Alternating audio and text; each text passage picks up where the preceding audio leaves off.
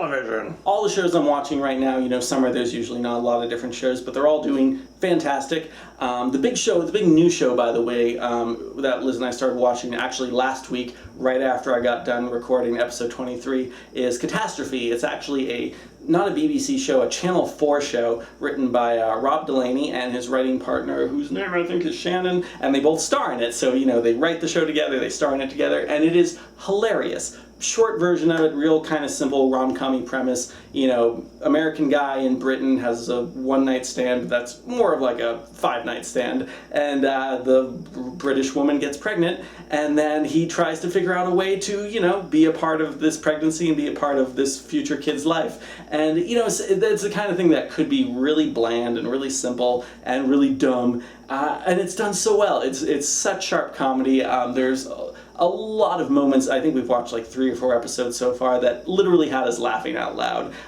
There's such a kind of wry sense of humor of it. And I know Rob Delaney is primarily famous for his Twitter, magic of being able to tell really great jokes in 140 characters. I don't really follow him that much on Twitter, but I imagine that sharpness of being able to crack jokes in, on Twitter, makes its way into a show like this. And I think he does a great job both with the writing, the delivery, the acting, all that comes off really well. So Catastrophe, I don't know how many ways there are to see it if you don't have Amazon Prime, but check it out if you do. It's a really great show. Right now I'm giving it 5 stars with a confidence of 2, because who knows, maybe the last few episodes are terrible, and I'll hate them, but I don't think that's going to happen. Mr. Robot, just want to say that's been fantastic. I'm really loving the direction the season is going. I was a little bit nervous early on that because it was written as a movie, that it was just going to kind of peter out and you're going to feel like kind of where it feels like they're just stretching for time. But every episode has been really wonderful, and like the most recent episode had a great kind of like American Psycho level opening scene with one of these guys like trying to motivate himself for a promotion, and he's slapping himself and talking to himself in the mirror and again and rehearsing the speech, and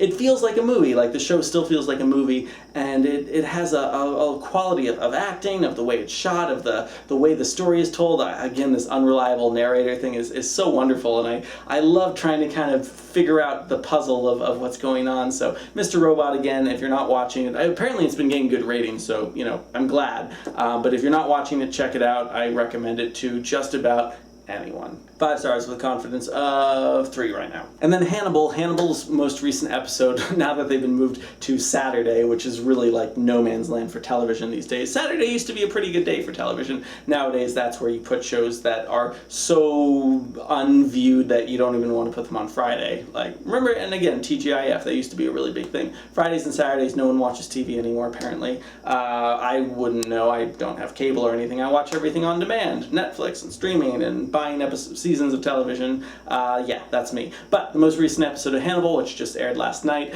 was kind of a transitory episode. We're done with Florence. We moved out of that whole situation. I mentioned that, in the most recent episode, they cut right over to like the Verger farm, right from, Will getting his head sawed off, right over to the Verger farm with Hannibal and Will being hung there, and the idea that, Mason wants to eat them, and he wants to actually, like, cut Will's face off and eat Hannibal while Hannibal sees, like, Will eating him, and all sorts of creepy shit like that. And so I wondered if they were just going to keep going right from there, but this new episode actually did spend a good chunk of it kind of bridging what happened between the dinner and then how they got over to the farm. And this is one of those episodes reminded me of a few of the Breaking Bad episodes, like Ozymandias, for example, where so much happens in the episode. It's really kind of remarkable. There's no breathing room, and especially I mean that in a good way. It's just kind of breathless in the pace that it takes you through the whole story. And especially in a show like Hannibal that sometimes kind of revels in very slow lines of dialogue and pauses. Was kind of cool to see things happening so quickly, and especially Hannibal doesn't actually talk that much in this episode, and to see so much of the acting that Mads Mikkelsen can do just with his eyes and his expression, it's terrifying and really quite wonderful. So, surprise, surprise, of course Hannibal escapes, and the way that this episode kind of bridges to what we're going to be doing starting, I think, next week with Francis Dollarhide, played by Richard Armitage, the whole Red Dragon thing, which I'm really excited for. I can't wait to see what Brian Fuller's take is on that.